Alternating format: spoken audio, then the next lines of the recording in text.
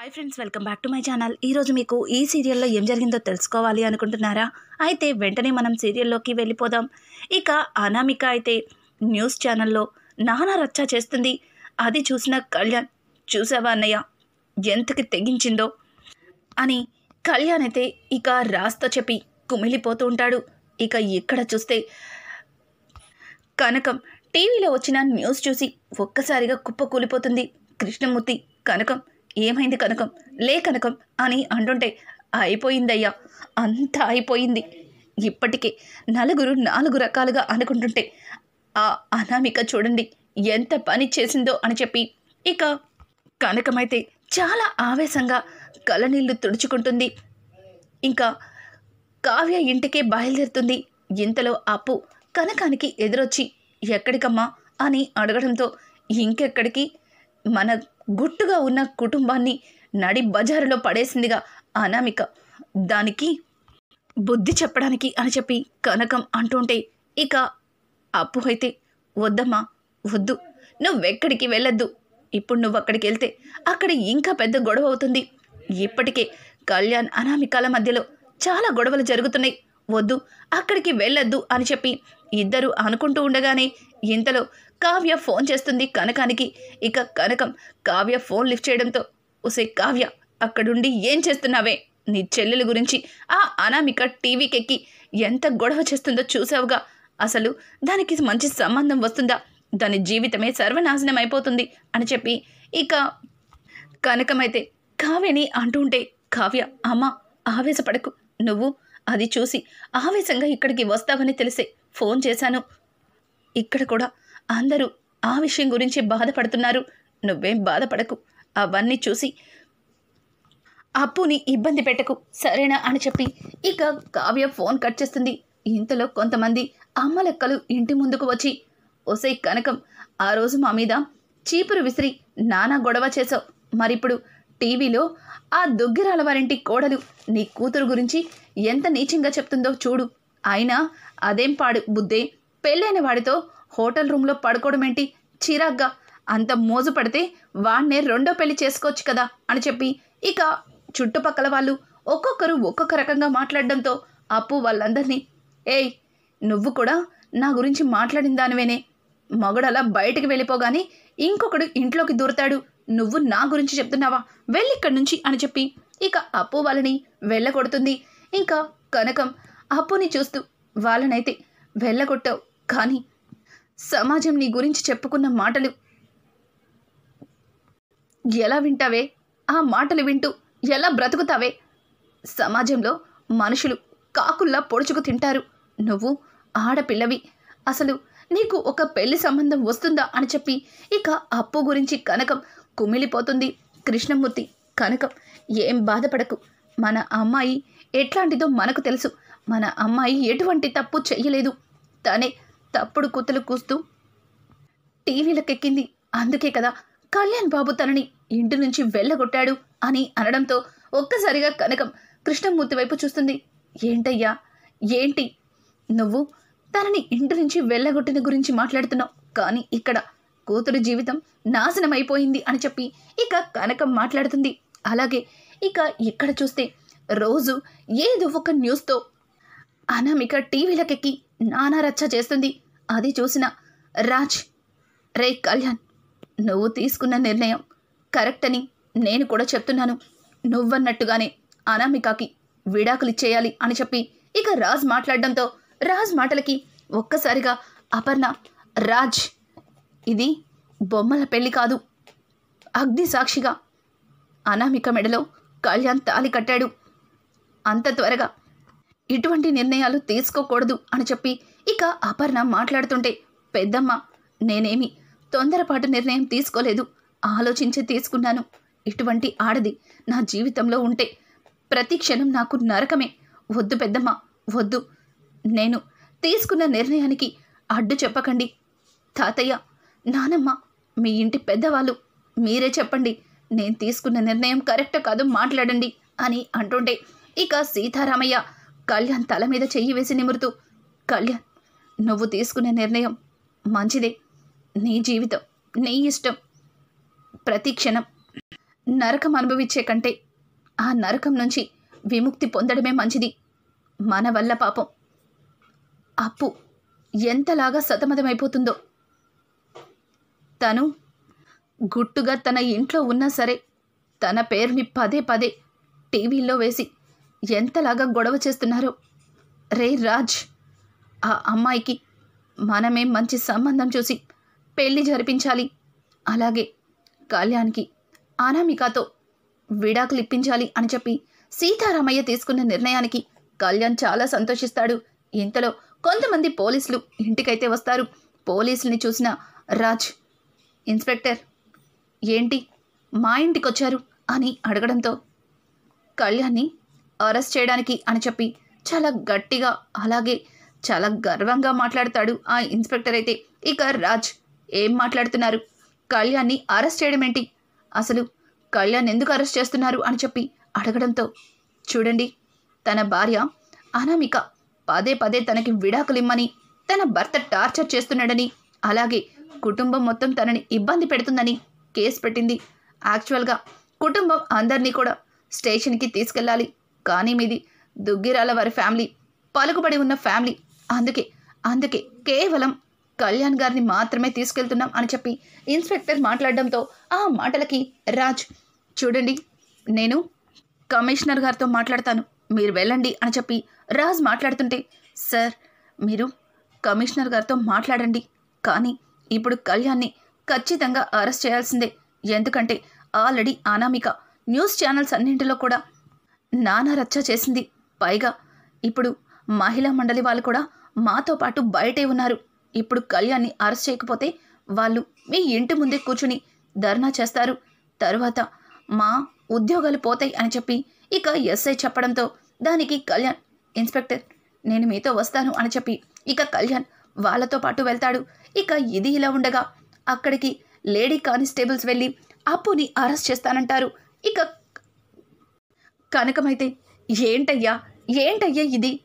అదేమో టీవీలకెక్కి నా కూతుర్ని, తన బతుకుని సర్వనాశనం చేసేసింది.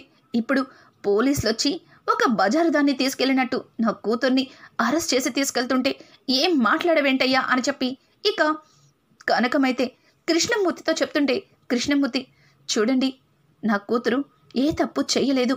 అనవసరంగా కావాలని నా కూతురు మీద తప్పుడు కేసులు పెట్టిందా అనామిక అని అంటుంటే, చూడండి, అదంతా మీరు కోర్టుకొచ్చినాక చూసుకోండి.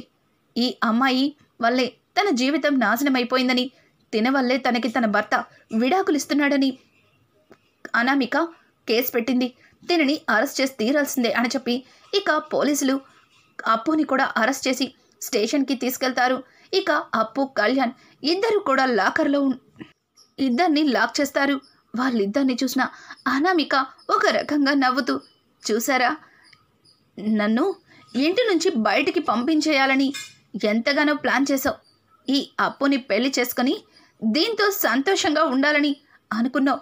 కానీ ఈ అనామిక తలుచుకుంటే అది ఎన్నటికీ జరగదని అర్థమైందా? ఇప్పుడు నువ్వు నా దారిలోకి వస్తావు, నా కాళ్ళు పట్టుకుంటావు అని చెప్పి ఇక అనామిక అయితే కళ్యాణ్తో శపథం చేస్తుంది. ఇంతలో వెనక నుంచి కావ్య, రాజ్ ఇద్దరు వచ్చి అనామిక అని గట్టిగా అరవడంతో, వచ్చారా? ఇంకా రాలేదనుకుంటున్నాను. ఇంతకుముందు మా అమ్మా నాన్నని బెదిరించారు, మరి ఇప్పుడెవరిని బెదిరిస్తారు?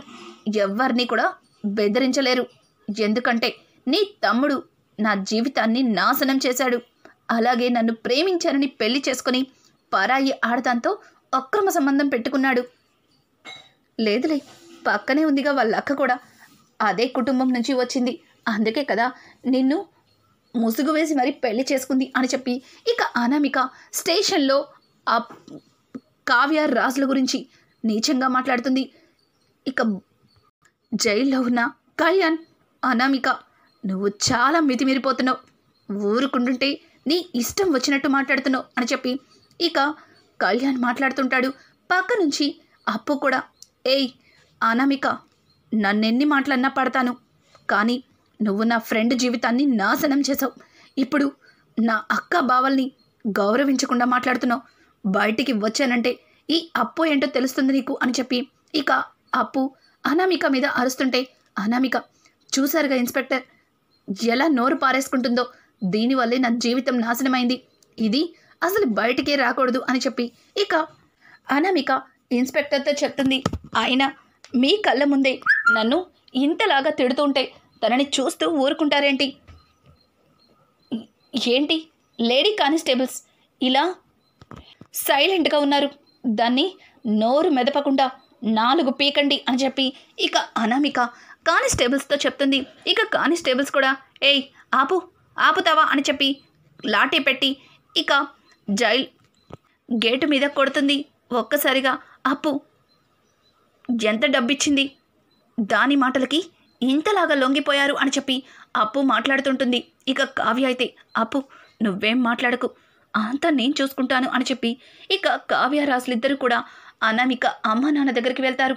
ఇక శైలజ కావ్య రాజులను చూసి ఏంటి కావ్య, మళ్ళీ ఏం చెప్పి బెదిరిద్దామని వచ్చావు?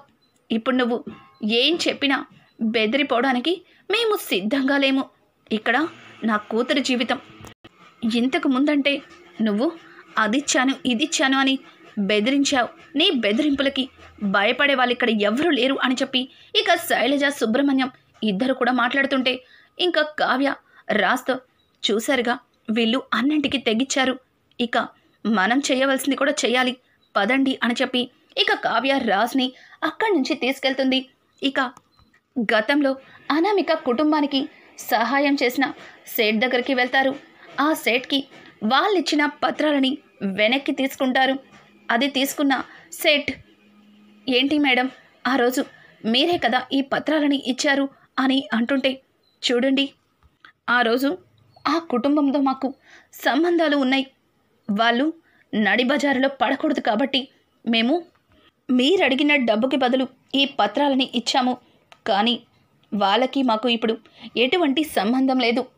మర్యాదగా మా పత్రాలను మాకు ఇచ్చేయండి అని చెప్పి కావ్య ఆ సేట్ దగ్గర నుంచి ఆ పత్రాలని తీసుకుంటుంది. ఒక్కసారిగా సేట్ మేడం మీకి గొడవలుంటే మాకు ఇవ్వాల్సింది ఇవ్వకుండా ఇలా ఎగ్గొడుతున్నారేంటి అని అంటుంటే, రాజ్ ఏట్రా ఎక్కువ మాట్లాడుతున్నావు, వాడెవడో నీకు డబ్బు ఇవ్వాల్సి వస్తే మేము ఎగ్గొట్టడం ఏంటి? ఇంకొకసారి అటువంటి మాటలు మాట్లాడావంటే మళ్ళీ అని చెప్పి ఇక రాజ్ అతనికి వార్నింగ్ ఇచ్చి అక్కడి నుంచి వచ్చేస్తారు. ఇక సేట్ అయితే అనామిక అమ్మా నాన్న మీద పడతాడు. ఏయ్ సుబ్రహ్మణ్యం, నువ్వు ఆ రోజు నీ అప్పుని ఎగ్గొట్టడానికి చూస్తే అది తీరుస్తానని ఆ దుగ్గిరాల వారింటి వారసుడు రాజ్ వాళ్ళ మామిడి తోటని ప్రూఫ్గా నా దగ్గర ఉంచాడు. ఇప్పుడు అతని డాక్యుమెంట్స్ అతను తీసుకువెళ్ళిపోయాడు. నిన్ను నమ్మి అంత డబ్బు నేను నీకు ఇచ్చి చాలా పెద్ద తప్పు చేశాను.